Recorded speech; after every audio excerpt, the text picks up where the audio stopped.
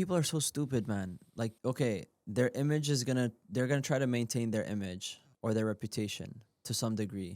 But like people are just gonna go back to their life. People are already too busy. Like, okay, you look around the Middle East right now, and people are busy with food festivals, raves, all sorts of things. You got hijabis going to festivals. Yeah, and entertainment. It's this term bread and circuses. Yes, That's that's what it is, exactly what it right? is. Yeah, Like you keep a population entertained, pacified, and they want to be, yeah, right?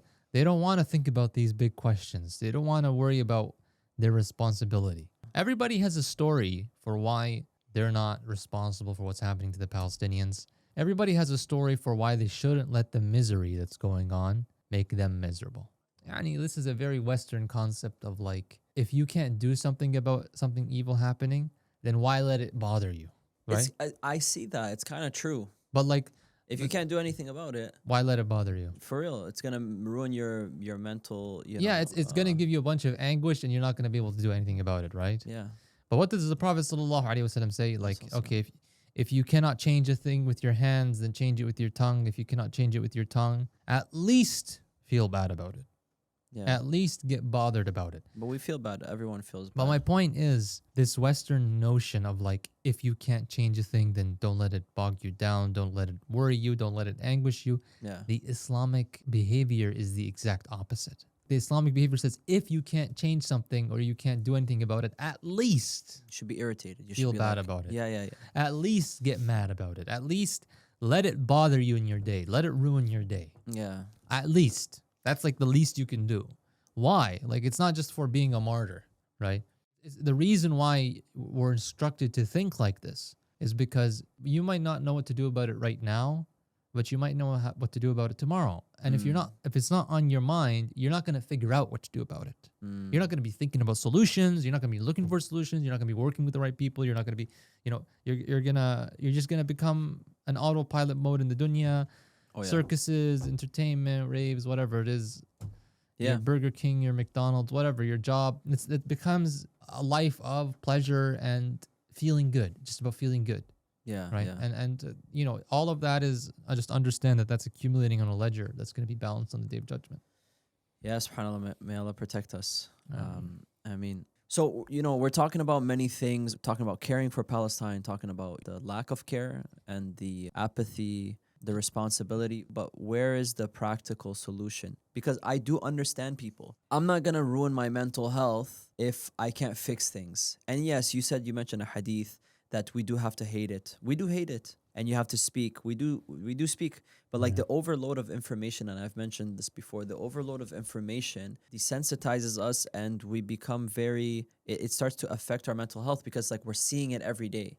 Yeah. But we're not doing anything. We can't do anything about it. Our hands are tied Yeah. until these, crooks of countries start to actually decide to do something. Yeah. Because we're counting on them. We're at their mercy. So now you have UAE and Jordan, as well as Germany, Spain, and France doing airdrops. Okay, well, finally, alhamdulillah, some relief. But coming from who? The same people we can't really, we're waiting, So... Look, I don't buy it. I can't accept this self-emancipation from the issue. You might not know what to do right now. I remember we were talking about last week the guy who was putting food in the bottles and throwing them into the ocean. Yeah. You can criticize like that kind of thinking and thinking that that's going to lead to any change, of course. I don't think it's meant for that. But at least when what's on your mind, this is an indication that somebody feels responsible. Yeah. Question. That's the question. Do we feel responsible or not? Now, lots of people say, hold on, like, I cannot be responsible for that which I cannot change. Yeah. That's the story we all tell ourselves. Yeah. We all tell ourselves one way or another that we cannot change the situation in Palestine, and therefore we're not responsible. Like, I'm not Superman. Like, what When do we you all, expect from me? yeah, exactly. When we all collectively tell ourselves that story, we make that story real because it's a self-fulfilling prophecy. If everybody believes that they can't do anything, then we can't do anything. Nobody's going to do anything. No one's going to do anything, and therefore we really can't do anything. Yeah. Right? But Allah subhanahu wa ta'ala says, لا يكلف الله نفسا إلا وسعها. Allah subhanahu wa ta'ala does not bear upon a soul a burden which it cannot bear. Most people use this ayah in a way that's totally backwards. Mm-hmm. They use this ayah to say, hold on, look, I cannot do a thing, therefore I am not responsible according to this ayah. Yeah. Whereas the real application of this ayah is exactly the opposite. You're supposed to understand from the Sharia what are you responsible for, and then this ayah tells you that therefore you can do it. It's an optimistic push on the reader, on the Muslim. When he sees that verse, he understands Allah subhanahu wa ta'ala is urging him on. Like, look, you can do it. Yeah. Not you're absolved. People read that and they see absolution. Oh, this ayah absolves me. No, I can see that. Yeah. it's the opposite. So look, understand your responsibility from a Shari'i perspective, from an Islamic perspective. The Ummah is responsible for any Muslim that is oppressed. Any Muslim that's oppressed in the Ummah. Mm-hmm. So when we see oppression, طيب, you are part of the Ummah. You're part of that circle of responsibility. When you see oppression, the question becomes, okay, what's the solution to that oppression? And we understood, we've spoken about it here on the show. There's a process by which this Ummah can revive and become a civilization again, become a united polity again that can protect its interests again. And that's something that takes time. That's something that has steps to it. It starts really with desecularizing Muslim minds, because guess what? Most of these people telling themselves this story understand Islam as like this checkbox list of things that I do to get into Jannah. Yeah. It's a part of my life, not my whole identity. Yeah. Yeah. Like, look, here's my Islam. I prayed, I fasted, I did some Quran. And that's what secularism is. Check. Yeah. Yeah, I check. And then the rest of my life, I can frolic around in this dunya, friends, food, job, and none of it is like, as long as it's halal. Yeah. It doesn't go into the haram. And that's at best. Some people don't even go I that know, far. trust me. I know. But what did Allah subhanahu wa ta'ala say? He said, Inna Allah ashtara min al-mu'minina anfusahum wa amwalahum bi anna lahumul jannah. That Allah purchased from the believers their entire selves and their money, because for them is Jannah. So the price to pay for Jannah is everything. People think Jannah is easy. This is the biggest lie that we were taught by people-pleasing mashayikh and Islamic preachers. The biggest lie we were taught is that Jannah is something easy. And that we can just check, and then the rest of life is chill. Like most Muslims, the reason why we cannot get through to them and explain to them about the holisticness of Islam and their responsibility towards the Ummah and these things that you need to be doing and those things you need to be doing and these evils you need to be leaving and the way you need to reformat your life and reformat your thinking is because all of that is hitting that wall of like, well, I'm already doing what I need to do to get into Jannah. So why do I need to like worry about all this? Well, no. Hold on, brother. Hold on, sister. Who said Jannah was easy? Your Saturday school teacher, your parents? Like, this is the perpetuated lie. If you think Jannah is easy and you're doing the minimum to get into it, that you think is the minimum, then when you have kids, what are you going to tell them? To get into Jannah, we need to be like Sahaba. To get into Jannah, we need to be eliminating the evil in the world. No, you're going to tell them the same thing that your parents told you. Yani, yalla, go beta, yani, pray and have fast, and then you get into Jannah. This is the lie. This is the lie that we need to smash for every Muslim. You don't want to go to the Day of Judgment and get a rude awakening. You don't want to go to the Day of Judgment and think that you did the minimum. Look, the people of Palestine, they're making dua against every single one of us and our kids. Because they're not as mad with the Jews as they are with the Muslims. They're livid with you and you and you and you. They're livid with us. Okay? So the fact that they're making dua against you doesn't mean you're going to hell. It does mean that on the Day of Judgment, you're going to meet them in God's tribunal. Allah subhanahu wa ta'ala is going to adjudicate this matter. And they're going to be there. All of them are going to be there. And then you're going to be in the defense chair. You're in the defendant's chair. You better have a good defense. Actually, I would start thinking about it right now. You know, like Nasr, if you were going to go to trial for murder like next year or something, someone accused you of something, and like you know the case against you and blah, blah, blah, you're going to be thinking about your defense. What am I going to say? How am I going to defend myself? Is it enough to say I've donated? Yeah, like think about it. You need to really think about it. You have a brain. God gave you a brain. You like stop trying this moral escapism. Understand that this tribunal is coming. It's past time to like get out of the trial. You're going to trial. The dua has been made. You're going to be in that tribunal. What is your defense statement? Like you better and the beautiful thing is this is where the hope comes in. You're still alive. which means you can start changing your life to have a good defense statement. If you're living a life which doesn't give you much to say, because you're not doing much for the revival of the Muslimin, then you get to start changing that. And when you do change that and you do start to live a different life and then you die, you can meet Allah saying, I was doing this, I was trying to do this, I really tried, I was learning, I was active, I was working with other Muslims who were thinking like this, and I really put my best foot forward on this question. And inshallah, that's enough. But some people are going to be like, I prayed and I thought that was all what Muslim was about. Well, I mean, like, look, if you're watching this video, you know that that's not the case. We don't have the excuse of ignorance. May Allah allow us to embody that ayah that you mentioned. I mean, yeah, may Allah, Allah purchase from the believers their lives and their wealth. For Jannah, yeah. Yeah. I mean, when I think of doing more, I think shaitan will come to you and be like, yeah, you need to do more. You need to add more. You need to do more athkar. You need to do more this. You need to do more that. You need to memorize more. You need to do all this. And you get overwhelmed. It's easy to overwhelm you through that because also the output or the effect is not the same. So that's quantity. The effect of quantity is not the same as the effect of quality. Quality is, instead of thinking of doing more, I need to think of being more surgical. You get what I'm saying? Look, for many people, it's about doing more. It's just not about doing more of the things that you mentioned. So more adhkar, more rituals. That's how most people understand Islamic practice is. It's about these things. Yeah. All right. And that's what they think ibadah is. It's just those things, the ritual and the spiritual. Yeah.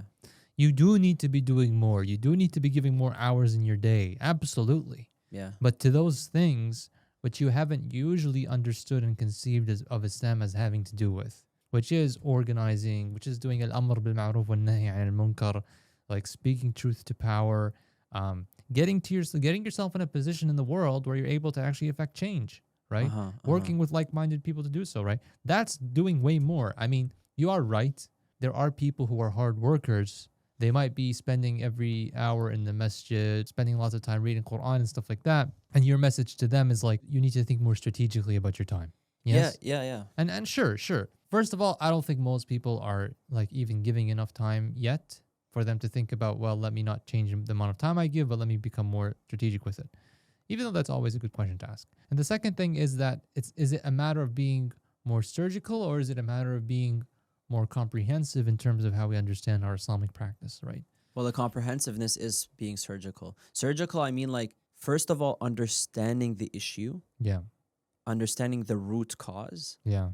Having an objective. Yeah. Having a strategic approach. Yeah. That's the surgical part of, okay, what's the plan? How do I get there? And filling the gaps is the thing that our ummah is missing the most today. Filling the gaps. It's like there's always a gap. There's always something that's like it's a huge leap.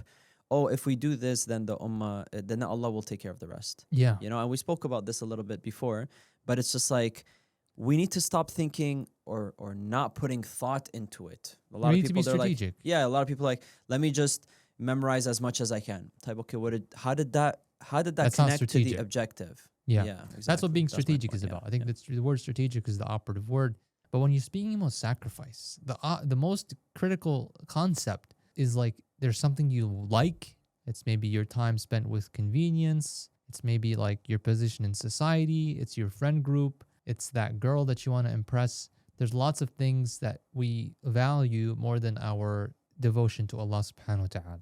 That's what sacrifice is. It's like when I'm going to do the right thing, even if it hurts, even if I lose something else that I love, even if it interferes in my dunya, even if it makes things more dangerous for me, right? Not that people should like go or throw themselves into danger, but sometimes when push comes to shove, you might have to say something, speak out on something, and people might cancel you. People might slander you. People might, say this person is da da da da, right? Yeah. And that's what the prophets went through. So this is a sacrifice.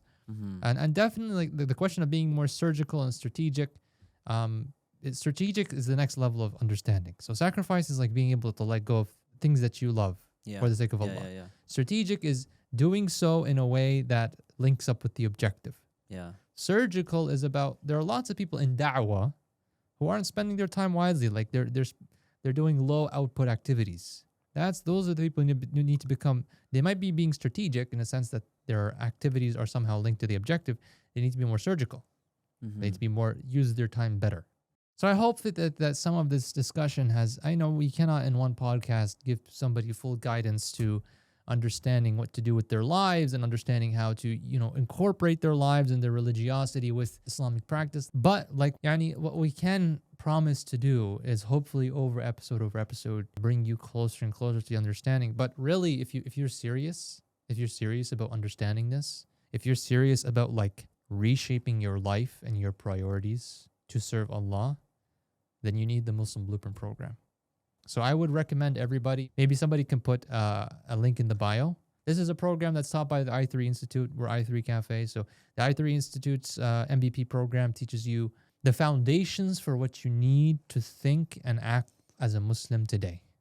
This is for adults. Like, this is not your kids. Like, how do you pray? How do you do wudu? No, we're not talking about fiqh Madrasa, here. This is how to understand Islam intellectually, the aqidah, Western philosophy, modern Islamic history, tazkiyah, the story of the Prophet sallallahu alaihi wasallam, the seerah, understanding your Islamic social responsibility and how Islamic society is meant to be organized.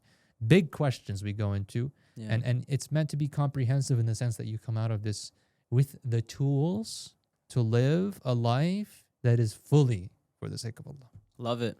Yeah, so check it out. Check out the program. And great, like you're inspired or whatever it is. Are you willing to like put 2 hours a day, $30 a month? Are you willing to put that tiny little sacrifice towards becoming a person who can stand on that tribunal on the day of judgment and really have a good defense? That you really did what you could do, and giving you the tools to do so. At least as a step one, holistically understanding, your role and how you can contribute, and how you can stand there and have your defense on the day of judgment. And one other thing about MBP is that it's not just like education; it's a great way to join a community of like-minded believers and movers and shakers that care and that want to make like an impact. Your fellow students are coming to this class for the same reason. It's by an organization, i3 Institute, which is working on solutions for the ummah at a global scale.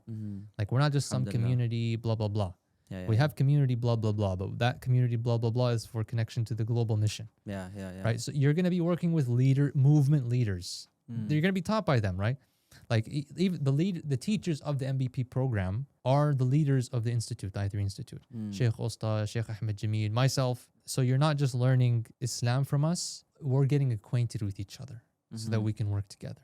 And many people graduate from MBP, they become volunteers, they work in this project or that project for the ummah, and you can become somebody who can at least feel good about themselves that I'm starting to become a servant of Allah, really. Not just a worshipper in the secular sense, but a real abd of Allah subhanahu wa ta'ala. Alhamdulillah. Guys, one day or day one. So you guys can sign up for that. If not, if this episode comes out after August 9th, then sign up anyway. You'll be added to the waitlist for the next cohort. We have cohorts every couple months. All right. So don't forget to like, subscribe, leave some comments. Let us know what are your thoughts on today's episode. And we'll be chatting in the comments, inshallah. Assalamu alaikum, We'll see you everybody. next week. Wa alaikum salam wa rahmatullahi wa barakatuh.